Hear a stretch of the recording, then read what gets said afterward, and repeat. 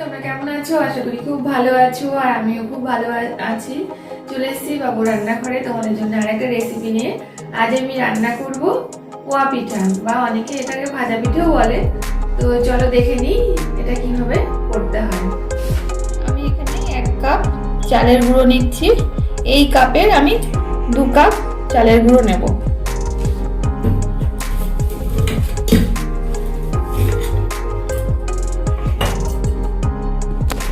2 cup চালের গুঁড়ো নিচ্ছি। নিয়েছি ওই কাপেরই 1 কাপ সুজি।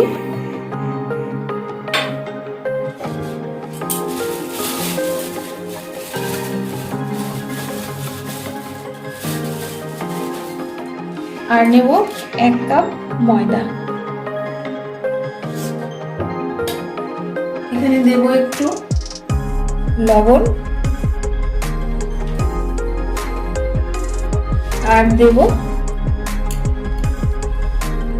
1 বাটি গুড়।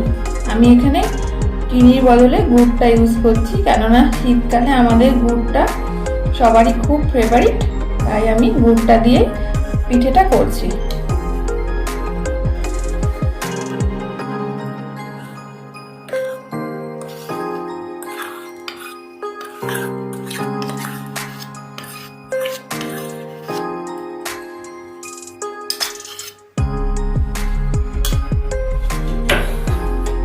আমি এবার এইটাকে ভালো করে মেখে নেব।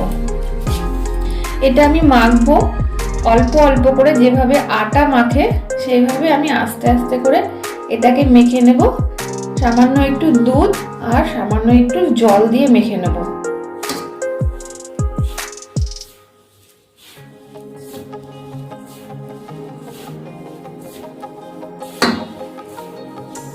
একবারে একদম পাতলা করব না, আস্তে আস্তে করে আমি মেখে নেব। ঠিক আটা যেভাবে মাখে ঠিক সেভাবেই আমি মাখবো।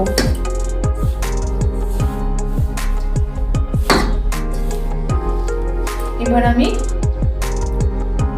এর মধ্যে দিয়ে দিচ্ছি দুধ।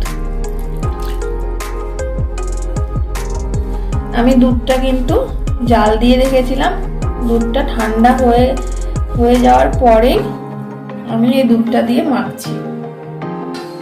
গরম দুধ কিন্তু আমি এখানে ব্যবহার করছি না।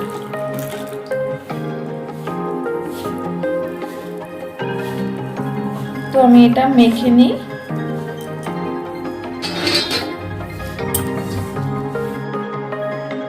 আমি এইভাবে মেখে ফেলেছি। এবার অনেকক্ষণ ধরে চটকে চটকে এইভাবে আমি আটার মতোই মাখলাম। এইবার আমি এটাকে দুধের সাহায্যে মিশ্রণটা পাতলা করব। এর মধ্যে আমি দিয়ে দেব দুধ।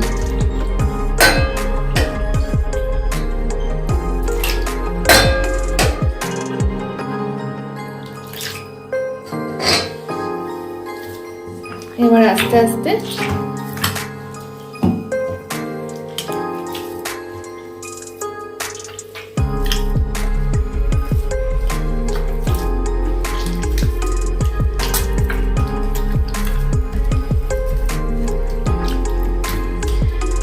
পাতলা করব।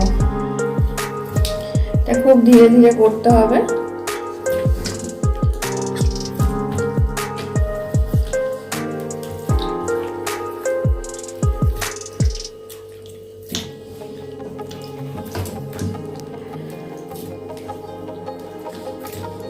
তো আমি এটাকে আস্তে আস্তে পাতলা করে বন্ধুরা তোমাদেরকে দেখাচ্ছি।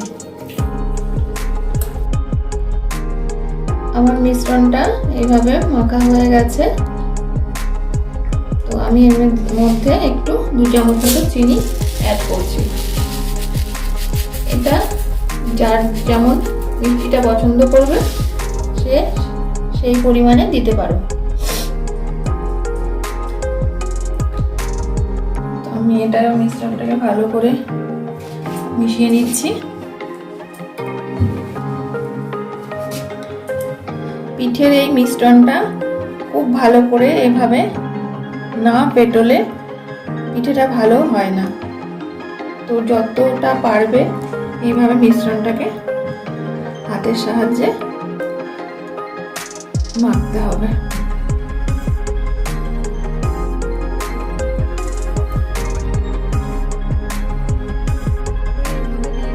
মৌরি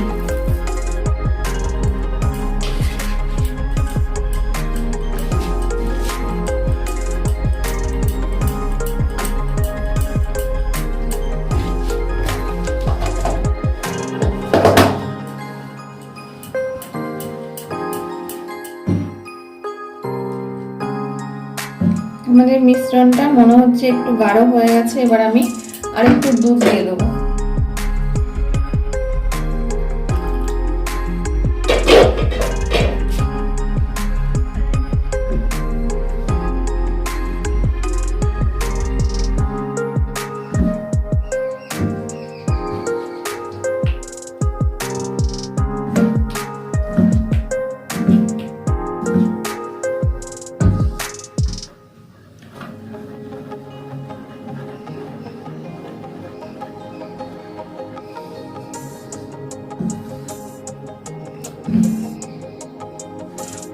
আমার এটা মাখানো হয়ে গেছে।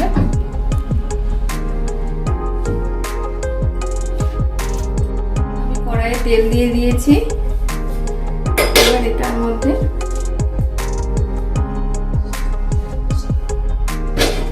আমি দিয়ে দেবো।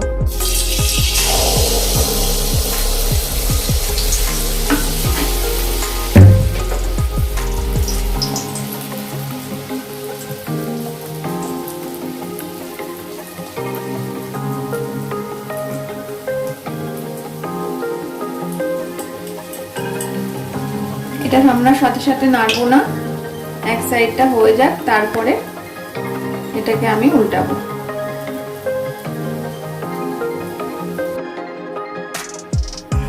আমি এবার পিছনটা উল্টে দেবো।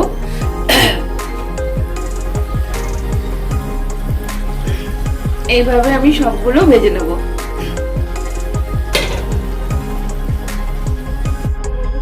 পিঠেগুলো ভাজবে অবশ্যই চুলটা কম দিয়ে ভাজবে, তাহলে পিঠেগুলো এইভাবে ফুলে উঠবে। ওইটা হয়ে গেছে, আমি তুলে দিচ্ছি। আমার সবকটা পিঠে একদম রেডি।